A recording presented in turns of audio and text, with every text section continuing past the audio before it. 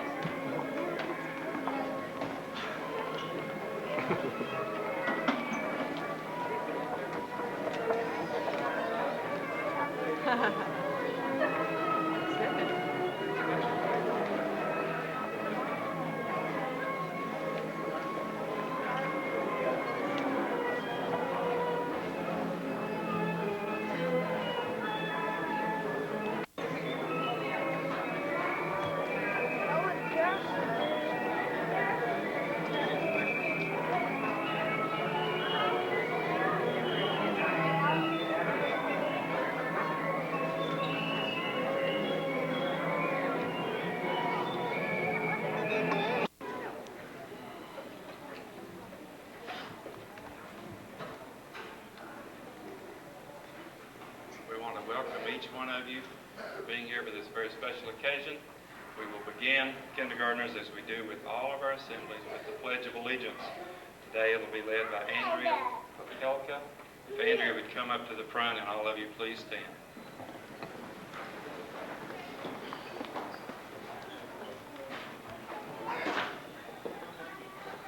I pledge allegiance to the flag of the United States of America and to the republic for which it stands, one nation, under God, indivisible, with liberty and justice for all.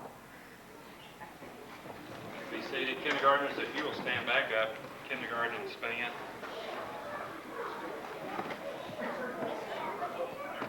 If I can have your attention. Kindergarten students, for one last time, will you give me the kindergarten wave? Can you do that? Can you do that? Okay, span. Would you give us a span wave? Do you remember? Okay. You'll have a seat, please. We can always tell Jackson students in the mall because they will come up and do that. Everyone wonders, but we all know. I'd like to begin by awarding perfect attendance certificates to those that have earned it, and if you were here every day this year, you have earned it. I know there's been days that you didn't quite feel like it. You just would have rather stayed at home, but you were here. And as I call your name, if you'll come up and receive this certificate. This is from Miss Wilma Brookmans and Miss Parton's afternoon class, Zachary Bell. You'll come up, Zachary. Also, Whitney Little.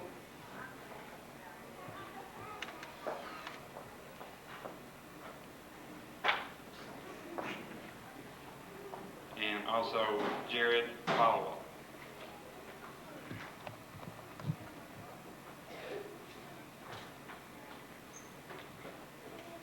For Miss Nyla Davis's kindergarten class, Travis McClure. Say, and something we like to talk about.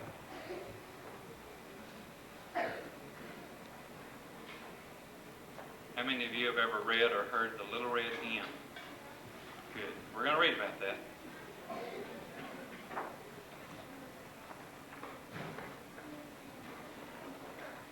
I'll try to hold it where you can see. Once upon a time, there was a little red hen who shared her tiny cottage with a goose, a cat, and a dog. And the goose was a gossip. The cat chatted with the neighbors all day long. She brushed her fur, and the cat was very vain. She straightened her whiskers, and she polished her claws all day long. The dog was always sleepy. He napped on the front porch swing all day long. The little red hen ended up doing all of the work around the house. She cooked and she cleaned. She washed the clothes. She took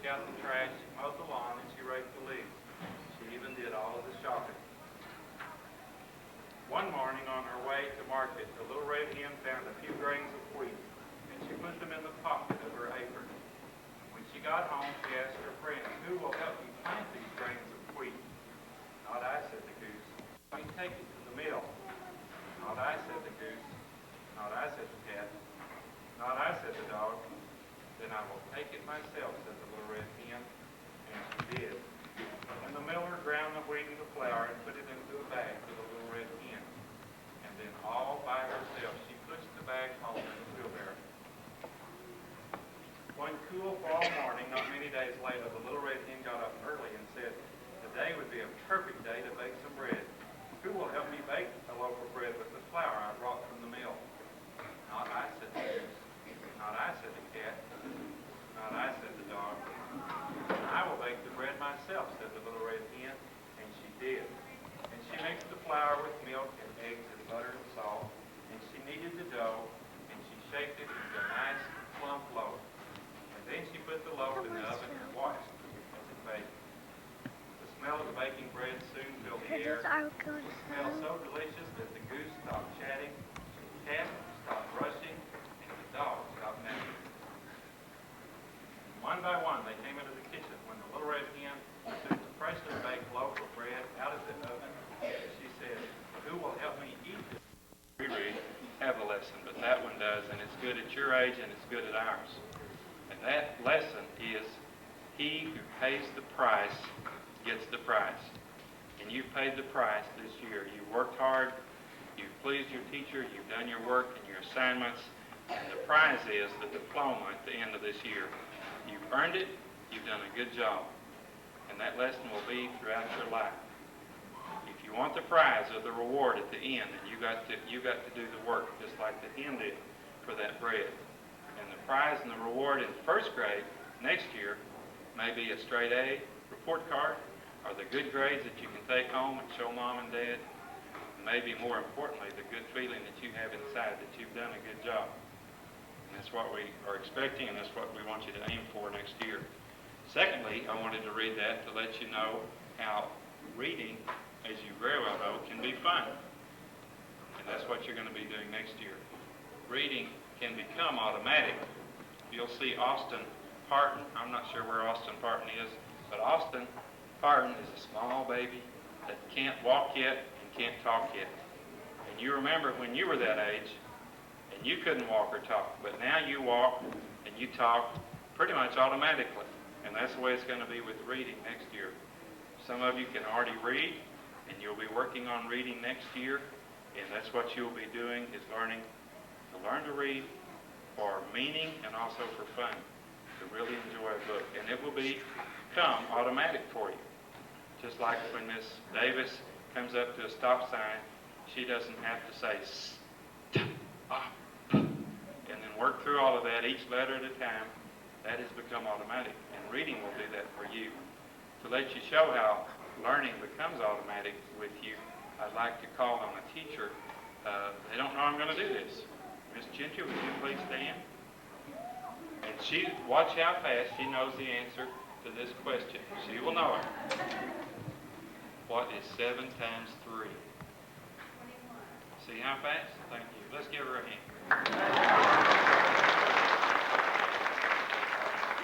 She learned that. I started to say long ago. She learned that in her past. And that has become automatic. You could wake her up in the middle of the night and ask her a math question or what this word is, and she would know it. And you will get to that same point. Next year, you will be learning reading for about an hour every day, plus in other subjects beyond reading. And you will enjoy that. Next year, you'll come to school all day long. Next year, you will eat in the cafeteria every day. Remember enjoying that the other day? That's pretty neat. Span's already been doing that. And that'll be a neat part of your day. You're going to learn, and just as important, you're going to learn how to learn. And the good part about that, it'll never stop. Your learning never stops. Thank goodness, principals and parents and pediatricians and presidents are continuing to learn. And you're going to do that in 2nd grade, on through 5th grade, and into Madison, and into Cooper, depending on the boundary changes. Wherever you may be, and throughout your life, you will continue to learn. And learning is fun, and it's very worthwhile. You're going to learn about your world, not just reading, but about animals and the world you live in, and social studies and science, and all kinds of fun things. And just as important, if not more important, you're going to learn some things your parents, I know, and teachers have already worked with you, and that's being respectful. And we have a diploma for you. We'll have the teachers come up individually and call your name, and then I will hand the diploma to you. For Miss Parton's class and Miss Brookman, who subbed for her as she was out.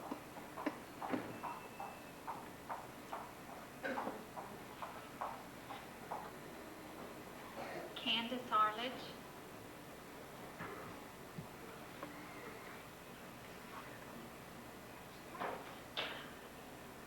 Okay, my class, stand up. Walk in front of the table. Shake Mr. Rogers' hand and stand right on the side. Zac Bell. In front of the table.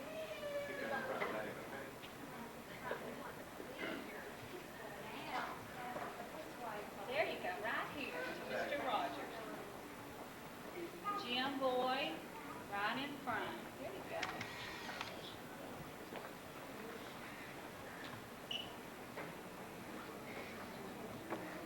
Joshua Button.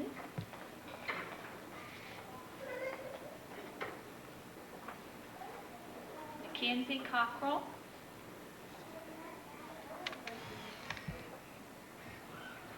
Jared Falwell.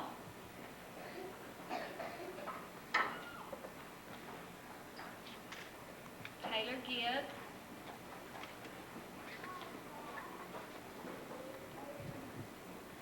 Adam Hall.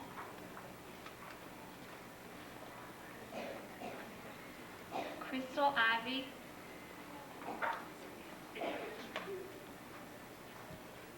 Brian Kitchens.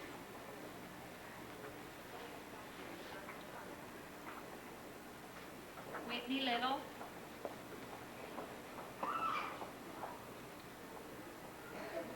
Jacob Powell.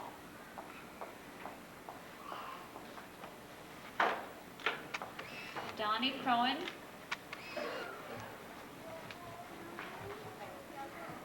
Jacob Reynolds.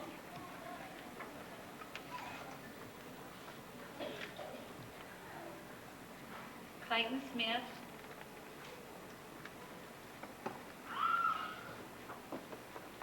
Holly Snow.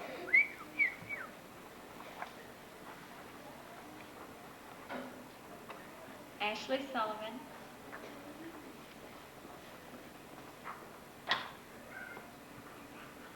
And Matthew Wiggins.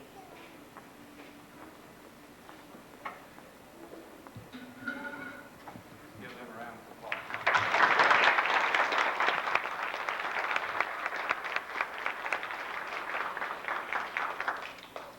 Davis, you'll be standing yours up.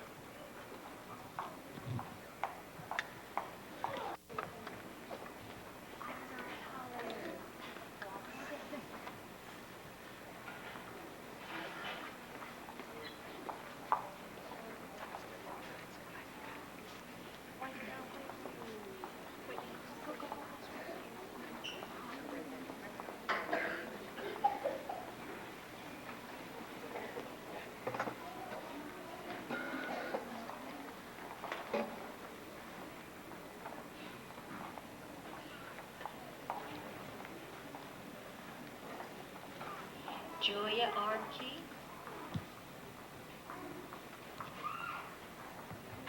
Jack Boyd.